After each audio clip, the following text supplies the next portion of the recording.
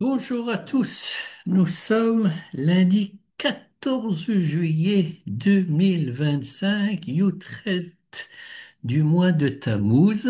La paracha que nous allons lire le Shabbat prochain est la Hmm. paracha qui s'intitule Pinchas. Pinchas, nous le découvrons à la fin de la paracha que nous avons lue Shabbat dernier, la parachat Balak.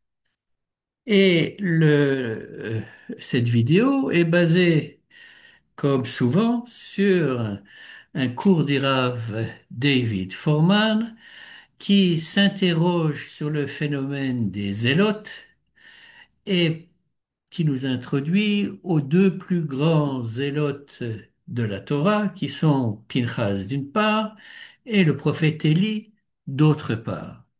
Donc, la semaine dernière, qu'est-ce qu'on a vu? On a vu que, en fait, suivant les conseils de Bilam, Balak a envoyé les plus belles princesses, les plus belles femmes midianites pour corrompre, pour attirer le peuple. Ça a bien réussi, ce qui fait que une bonne partie du peuple a commencé à rendre un culte. Et en dehors de comment dirais-je, d'avoir des relations avec les belles femmes midianites, mais également rendre un culte idolâtre à Baal Péor. Et le summum de cet incident, c'est quand un homme d'Israël, qui s'appelle Zimri, a pris une femme midianite du nom de Cosbi, et qu'ils ont eu des relations intimes aux yeux de tout le monde, juste devant Moshe et Aaron. Il s'agit de la fin du chapitre 25 euh, du livre des Nombres.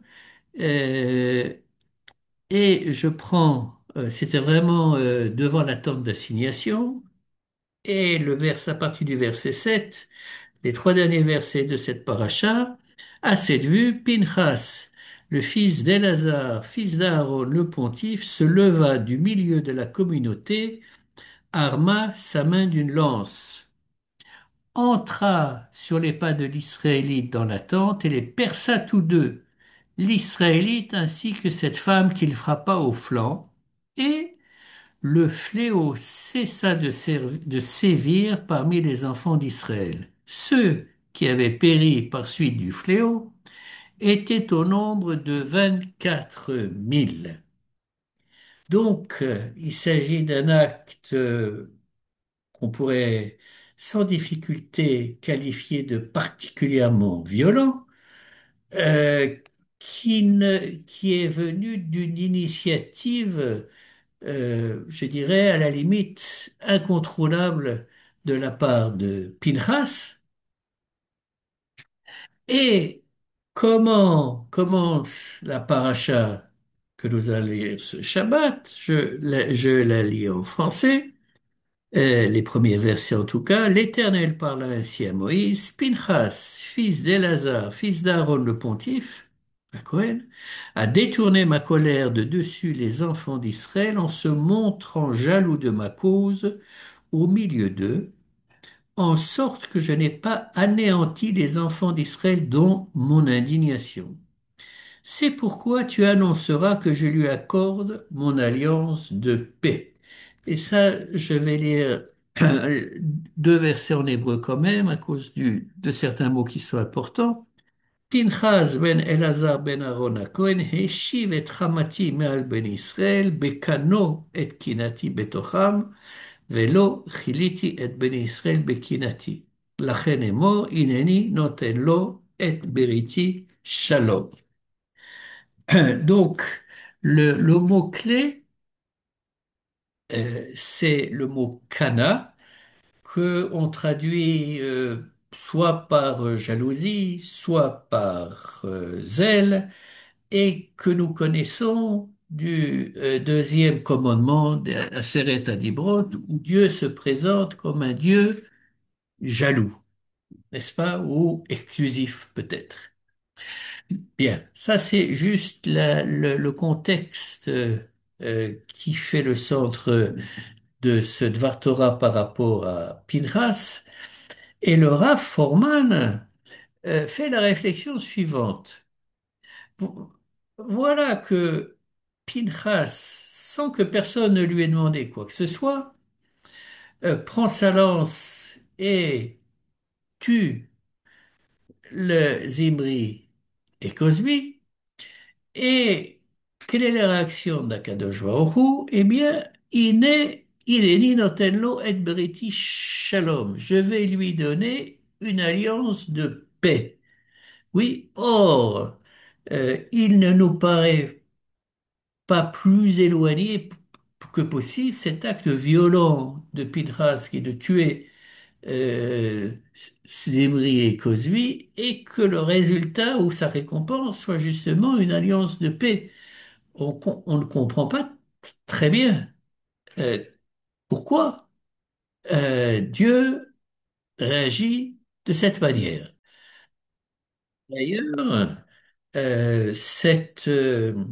comment dirais-je, ce mal à l'aise se traduit dans le Sefer Torah euh, dans le mot shalom ou le vav du mot shalom, au lieu d'être entièrement normal, eh bien, en fait, il y a une petite interruption. C'est-à-dire qu'il y a un petit blanc. Il y a la partie supérieure, ensuite un léger petit espace et le vav qui continue vers le bas, comme si, comment dirais-je, nos maîtres avaient été dérangés par ce que je viens de dire, que la récompense de Pinchas ait pu être une alliance de paix.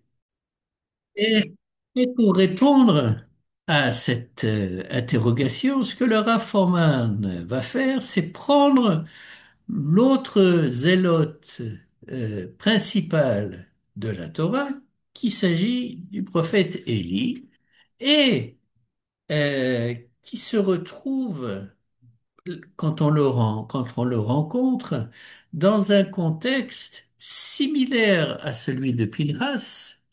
Et d'ailleurs, dans notre tradition, Élie et Pinchas sont considérés comme étant la même personne, comme si l'âme, la neshama de Pinchas s'était réincarnée dans celle d'Élie. Oui, ou bien comme s'ils partageaient le même esprit fondamental en quelque sorte.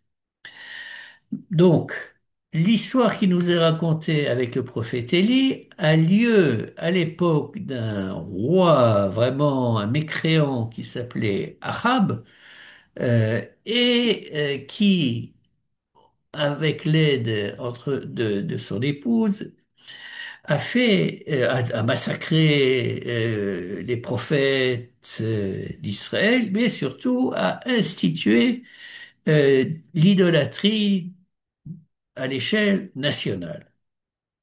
Eh bien, euh, les sages, dans le Midrash, racontent une conversation entre Achav, le roi d'Israël, et Élie, où Achav dirait à euh, Élie que il ne comprend pas la chose suivante. Dans le Deutéronome, il est écrit que si les Juifs font de l'idolâtrie, oui, à un niveau national, eh bien, il n'y aura pas de pluie sur le pays. Or, il se trouve que bien que tout Israël se livre à l'idolâtrie, eh bien, la pluie est là.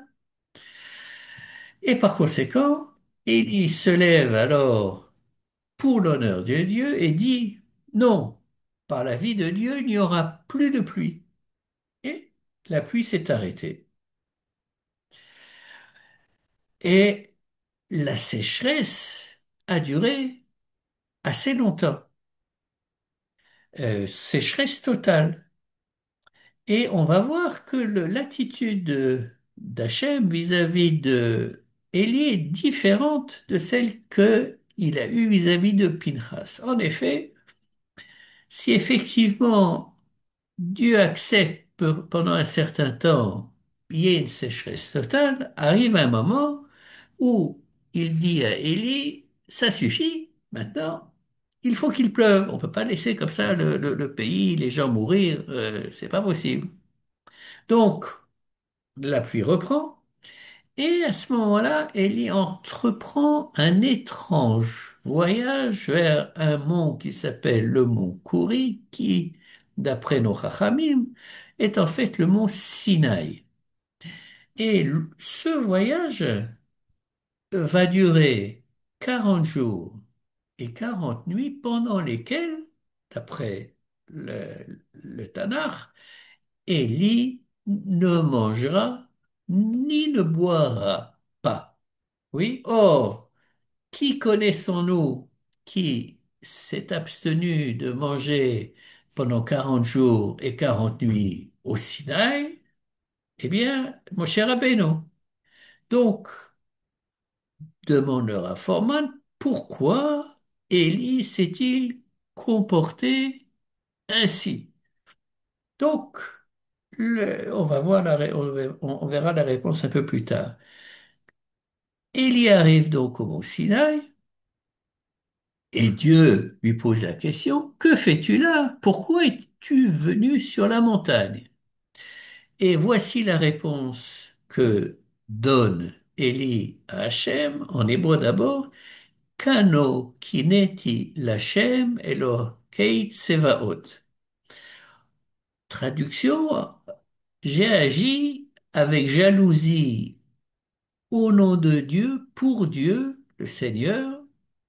Pourquoi? Qui asvu beritecha, car ils ont délaissé ton alliance, ô Dieu. Donc ça, c'est la réponse de Élie. Dieu, Hachem, repose la question une seconde fois, la même. Qu'est-ce que tu fais ici? Et Élie répond la même chose. Et alors, réponse d'Akadosh Baruch Hu à Élie, il est temps pour toi de prendre ta retraite. En hébreu, vet Elisha ben Shaphat me Evel Mechola timshach lenavit tartecha. C'est-à-dire, tu as fini ta carrière et c'est maintenant Élisée qui sera le prochain prophète après toi. Donc, le Rafforman demande pourquoi Dieu a-t-il congédié en quelque sorte Élie et que faisait-il au mont Sinaï? Et le Rafforman suggère une réponse possible qui se résume en réalité à deux mots prononcés par Élie, dont l'orthographe est identique à celle des deux mots utilisés par la Torah par Pinchas.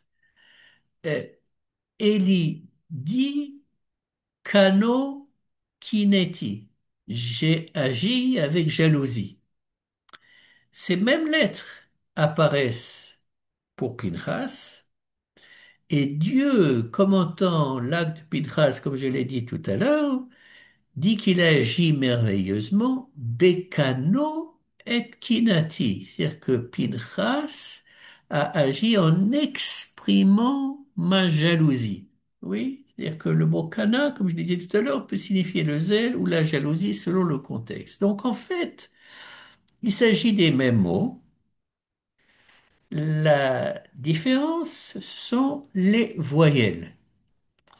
Et dit le Raffoman, cela explique peut-être pourquoi les sages disent que Pinchas et Élie sont l'expression de la même énergie fondamentale. Mais, dit-il, la clé peut-être pour comprendre les différences entre ces hommes et pourquoi Dieu les considère si différemment réside dans la transition ou dans la transformation de Bekano et Kinati de Pinchas en Kano Kineti de Élie.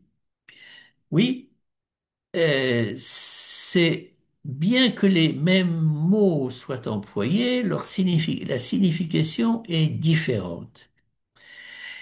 Et avant de euh, donner son explication, le Rav Forman propose d'abord de nous expliquer pourquoi Élie est venu au Sinaï. Oui, il a quand même marché pendant 40 jours et 40 nuits et 100 mois. Eh bien, le Sinaï, ou Matan Torah, c'est en fait, en dehors du Matan Torah, c'est le lieu du premier acte de zèle dans l'histoire juive. Pourquoi? Bien, au moment même où la Torah a été révélée, oui, les Hébreux, vers le 40e jour, la fin du 40e jour, d'après leurs calculs, commettaient un acte d'idolâtrie avec le veau d'or, n'est-ce pas? Et suite à cet acte d'idolâtrie, commis donc par une bonne partie des enfants d'Israël, il y a eu une action humaine de kina, de jalousie ou de zèle. Rappelez-vous ce que Dieu dit à Moïse quand il va lui apprendre ce qui se passe en bas. Dieu lui dit, Lech red, descends de la montagne.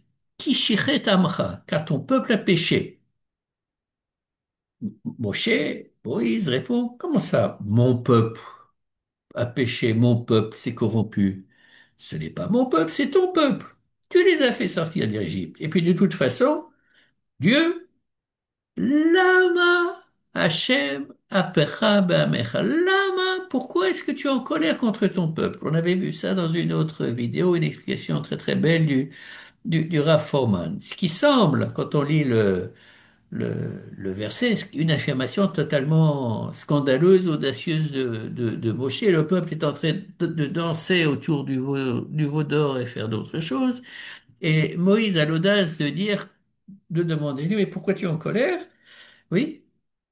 Et, eh bien, euh, il parvient à gagner du temps, donc Dieu laisse en quelque sorte à Moshe le temps d'essayer de résoudre la crise. Moshe descend avec les deux tables de pierre de la montagne, et que nous dit la Torah à ce moment-là? Vayichar af Moshe. Et Moïse se mit en colère. Alors, dit le Raffamal, c'est pas banal. Tu viens de dire à Dieu, ne te mets pas en colère, et maintenant toi tu te mets en colère. Et que fait-il juste après? Il prend les deux tables de la loi, du témoignage, le doute qu'il tenait dans ses mains, et les fracasse au pied de la montagne. Est-ce que Dieu lui a ordonné de le faire? Non, il agit unilatéralement. Il prend les tables que Dieu a fabriquées, il prend ce don divin et le brise de lui-même sans en avoir reçu l'ordre.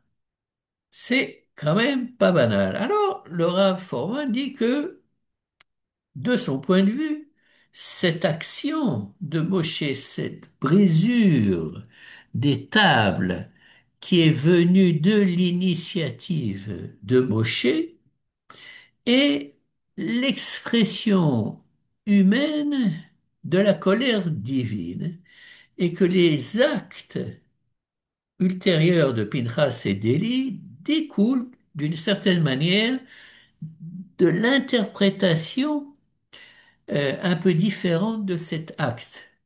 Comme si cet acte fondamental au Sinaï avait été une pierre de touche pour Pinchas et Élie. En effet, c'est dans les 10 commandements eux-mêmes donnés au sommet de la montagne pendant ces 40 jours et 40 nuits que Dieu s'est déclaré pour la première fois Elkana, un Dieu jaloux, un Dieu qui ne tolère pas l'idolâtrie. Et Moïse exprime maintenant cette jalousie, oui, d'une certaine manière.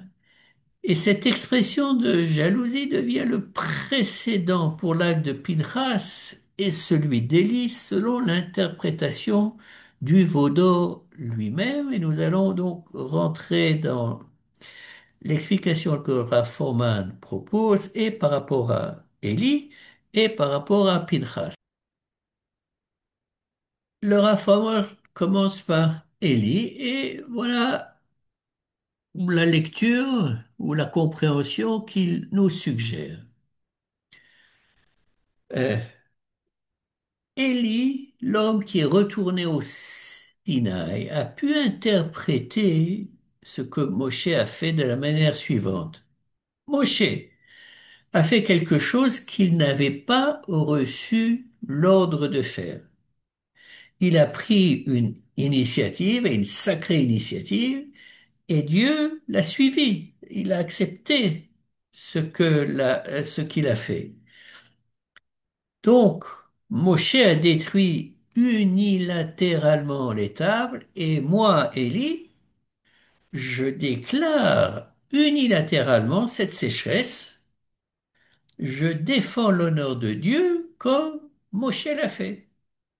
Ça, c'est la façon de voir les choses, a priori, d'Élie. Mais, dit le Rav Foreman, il y a une autre manière de voir ce que Moshe a fait, et ça, c'est sous l'angle de Pinchas.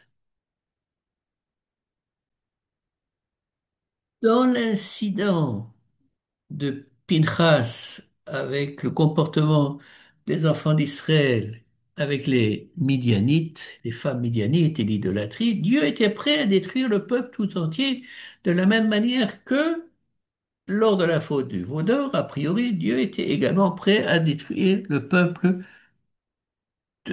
en entier. Donc, au veau d'or, Moïse dit à Dieu de ne pas se mettre en colère, mais ensuite, quand il descend de la montagne, lui il se met en colère. Et dit-leur à Foreman, ce n'est pas de l'hypocrisie, c'est logique. Cela signifie être zélé pour Dieu. C'est-à-dire, dit-leur à Foreman, ce que Moshe disait à Dieu, c'est que, bien sûr, la colère est de mise, mais toi, Dieu, tu ne peux pas être en colère. Moi, je peux. Laisse-moi gérer ta colère, dit Moshe à Dieu. Toi, tu es le créateur, tu es l'infini. Ta force, oui, n'a pas de limite. Ta colère non plus n'a pas de limite.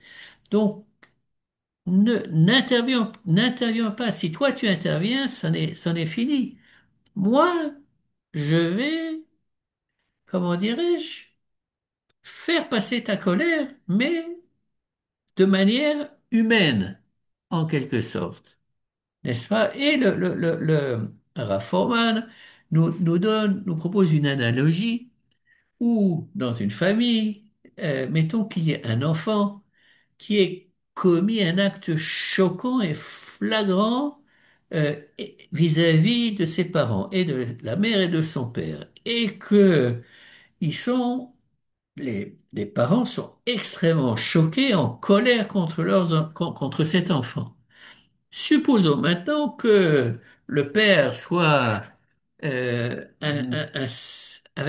un tempérament sanguin et qu'il soit en plus costaud, qui va se diriger vers la chambre de son fils ou de sa fille pour lui passer une tannée, et sa femme, la mère, qui connaît la puissance de la colère du père, et les dégâts que ça risque de produire, dit à son mari, attends, laisse-moi gérer ça, je vais m'en occuper, c'est clair que ça va pas se passer comme ça, moi aussi je vais aller exprimer notre colère à notre nom tous les deux, mais laisse-moi le faire.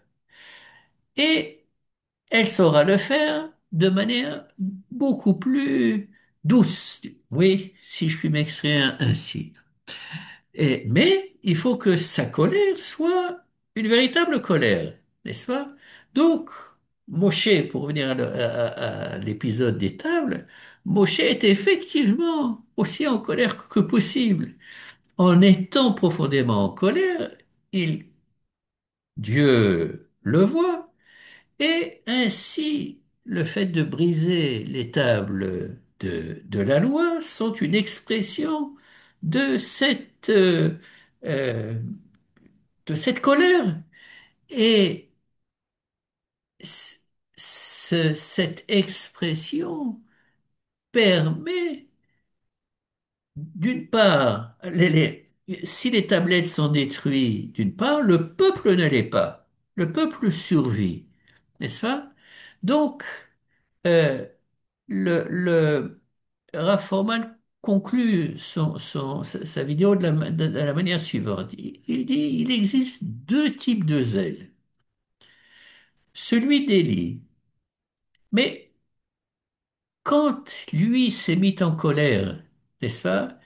Il n'est, il s'est mis en colère de manière totalement indépendante. Dieu n'avait pas décrété la destruction du peuple. C'est Élie qui a peut-être overreacted, on dit en anglais, qui a réagi trop, de manière beaucoup trop puissante en étant persuadé que ce qu'il faisait, c'était en l'honneur de Dieu. C'est pour ça qu'il dit Kano kineti. J'ai agi avec jalousie au nom de Dieu. Mais cette manière de procéder n'est pas la bonne. Et c'est pour ça que Dieu met en quelque sorte Élie à la retraite. Oui? Donc, dans le cas de Pinchas,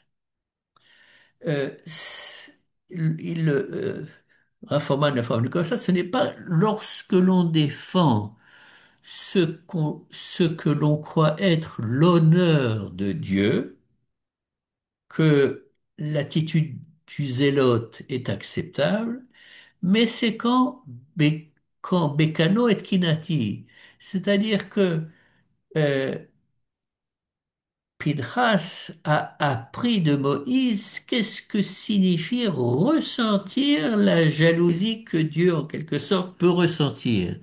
Et ce genre de jalousie n'est pas provoquée par un être humain, mais elle est partagée par un être humain.